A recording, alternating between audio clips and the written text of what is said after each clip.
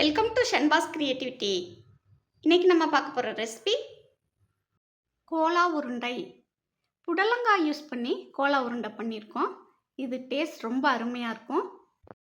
கறி கோலா உருண்டை பண்ணுறதுக்கு என்னென்ன இன்க்ரீடியன்ட்ஸ் யூஸ் பண்ணுவோமோ அதே இன்க்ரீடியன்ட்ஸ் தான் இதுக்கும் யூஸ் பண்ணியிருக்கோம். புடலங்காய் கோலா உருண்டை டேஸ்ட் செமையாக இருக்கும். இந்த கோலா உருண்டை பண்ணுறதுக்கு நான் 2 புடலங்காய் வாங்கியிருக்கேன். இந்த மாதிரி ஸ்பூன் வச்சு மேலாப்பில் இருக்கிற தோலை தேய்ச்சிங்கன்னா தோல் நல்லா ரிமூவ் ஆயிரும். அப்புறம் அதை நல்லா கழுவி எடுத்துக்கோங்க. நம்ம வீட்டுக்கு கெஸ்ட் வரும்போது ஒரு சிலர் நான்வெஜ் சாப்பிட மாட்டாங்க. நான்வெஜ் சாப்பிடாத விருந்தினர்களுக்கு இந்த மாதிரி டிஷ் பண்ணி கொடுக்கலாம். இப்போ புடலங்காய் எப்படி கட் பண்ணிவிட்டு பார்த்திங்கன்னா நடுவில் விதை இருக்கும். அதை ஒரு ஸ்பூன் வச்சு ரிமூவ் பண்ணிடுங்க. புடலங்காயில் எந்த டிஷ் பண்ணுறதா இருந்தாலும் ஃப்ரெஷ்ஷாக காய் வாங்கி பண்ணுங்கள். அப்போ தான் டிஷ்ஷோட டேஸ்ட் ரொம்ப அருமையாக வரும். இந்த 2 புடலங்காயிலையும் நடுவில் இருக்கிற விதையை ரிமூவ் பண்ணி கட் பண்ணி எடுத்துக்கோங்க. இந்த புடலங்காய் கோலா உருண்டை தயிர் சாதத்தோடு வச்சு சாப்பிட டேஸ்ட் ரொம்ப அருமையாக இருக்கும். குட்டீஸ்க்கு ஈவினிங் ஸ்நாக்ஸ்க்கும் இந்த ரெசிபி பண்ணி கொடுக்கலாம். பிளெண்டர் யூஸ் பண்ணி புடலங்காயை நான் பொடியாக கட் பண்ணி எடுத்திருக்கேன். வெஜிடபிள் கட் பண்ணும்போது பிளெண்டர் யூஸ் பண்ணி கட் பண்ணும்போது நம்மளோட கிச்சன் வேலையை ரொம்ப ஈஸியாக்குது. கட் பண்ண புடலங்காயை ஒரு கிண்ணத்துக்கு மாற்றிக்கலாம். இந்த புடலங்காயில் உப்பு கொஞ்சம் தூவி பரட்டி ஒரு அரை மணி நேரம் வச்சிட்டிங்கன்னா தண்ணி விடும். தண்ணி இல்லாமல் புடலங்காயை நல்லா புழிஞ்சி எடுத்துடணும். தண்ணியை ரிமூவ் பண்ணிவிட்டு புடலங்காயில் கோலா உருண்டை பண்ணும்போது கோலா உருண்டை ரொம்ப அருமையாக வரும். இப்போ அரை மணி நேரம் ஆயிடுச்சு. தண்ணி நல்லா விட்டுருக்கு. தண்ணி இல்லாமல் புடலங்காயை நல்லா பிழிஞ்சி தனியாக எடுத்துக்கலாம். இந்த புடலங்காயில் நார்ச்சத்து அதிகமாக இருக்கிறனால மலச்சிக்கல் வராமல் தடுக்க ரொம்ப ஹெல்ப் பண்ணுது. இந்த புடலங்காயில் நீர்ச்சத்து அதிகமாக இருக்கிறனால இந்த புடலங்காயை சேலட் மாதிரி பண்ணி சாப்பிடும்போது உடல் எடை குறைய ரொம்பவே உதவியாக இருக்குது. அதனால் வெயிட் லாஸ் பண்ண நினைக்கிறவங்க இந்த புடலங்காயை பொரியலாவோ பச்சடியாவோ செஞ்சு சாப்பிட்லாம். ரொம்ப தூரம் ட்ராவல் பண்ணும்போது ஒரு சிலருக்கு கால் வீக்கம் ஏற்படும். அந்த கால் வீக்கத்தை குறைக்க இந்த புடலங்காய் ரொம்பவே யூஸ்ஃபுல்லாக இருக்கும். புடலங்காயை டயட்டில் சேர்க்கும்போது சிறுநீரகத்தில் கற்கள் உருவாகாமல் தடுத்து சிறுநீரகத்தை பலப்படுத்துது.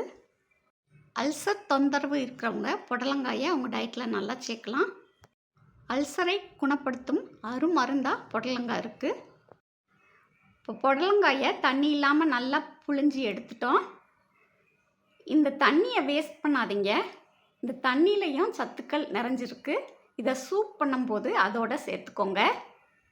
இந்த புடலங்காயை நம்ம கோலா உருண்டை பண்ண யூஸ் பண்ணிக்கலாம்.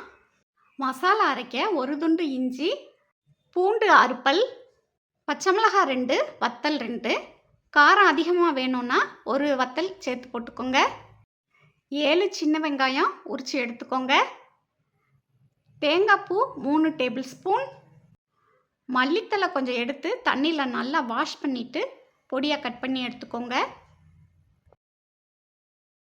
சீரகம் 1 டீஸ்பூன், மல்லி 1 டீஸ்பூன், சோம்பு 1/2 டீஸ்பூன், 10 முந்திரி பருப்பு, 4 துண்டு பட்டை, 2 லவங்கம், 2 அன்னாச்சி பூ.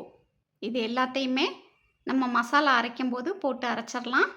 வெங்காயம், பூண்டு, இஞ்சி, பச்சை மிளகாய், வத்தல், மல்லித்தலை, தேங்காய்ப்பூ, இதோட சீரகம், மல்லி, சோம்பு, முந்திரி பருப்பு, பட்டை, சோம்பு, அன்னாச்சிப்பூ எல்லாத்தையும் போட்டு பிளெண்டரில் கொரகொரப்பாக அரைச்சி எடுத்துக்கோங்க. தண்ணி எதுவும் சேர்க்காம இந்த மாதிரி அரைச்சி எடுத்துக்கோங்க. 100 கிராம் பொரிகடலையை மிக்ஸி ஜாரில் போட்டு பவுட்ரு பண்ணி எடுத்துக்கலாம். பொரிகடலை மாவு இந்த கோலா உருண்டைக்கு பைண்டிங் ஏஜெண்ட்டாக யூஸ் ஆகும். இப்போ ஒரு அகலமான கிண்ணம் எடுத்துக்கலாம். அதில் புடலங்காய்,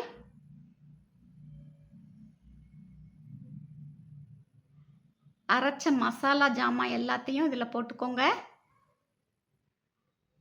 கருவேப்பிலையை பொடியாக கட் பண்ணி சேர்த்துருக்கேன். இதை நல்லா கலந்து விடுங்க. உப்பு உரப்பு ஒரு தடவை செக் பண்ணிக்கோங்க. பத்தாட்டி ஆட் பண்ணிக்கோங்க. புடலங்கால நம்ம ஏற்கனவே உப்பு சேர்த்துருக்கோம், அதனால் உப்பு பார்த்து போடுங்க. இப்போ இதில் ஏற்கனவே பவுடர் பண்ணி வச்சுருக்க பொரிகடலை மாவு ஆட் பண்ண போகிறோம். நான் 7 டேபிள் ஸ்பூன் அளவுக்கு சேர்க்குறேன்.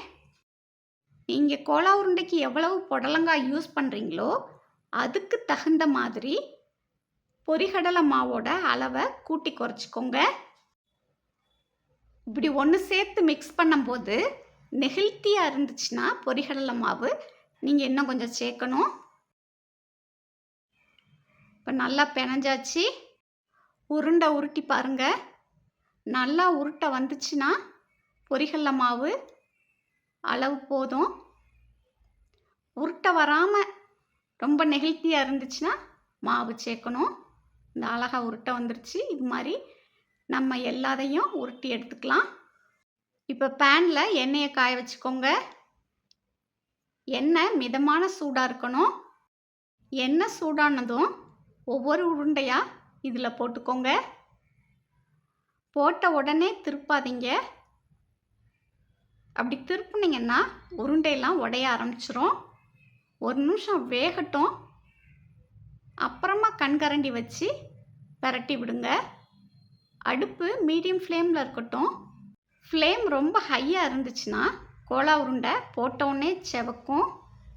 அதே மாதிரி ரொம்ப லோ ஃப்ளேமில் வச்சோம்னா கோலா உருண்டை எண்ணெய் ரொம்ப குடிக்கும்.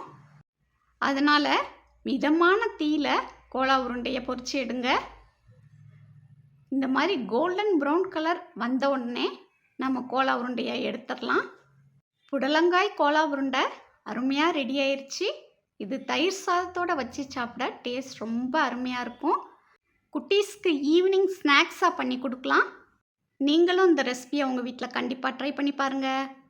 இந்த வீடியோ உங்களுக்கு பிடிச்சிருந்தா லைக் பண்ணுங்கள், ஷேர் பண்ணுங்கள். மறக்காமல் நம்ம சேனலை சப்ஸ்கிரைப் பண்ணி வச்சுக்கோங்க. தேங்க்யூ.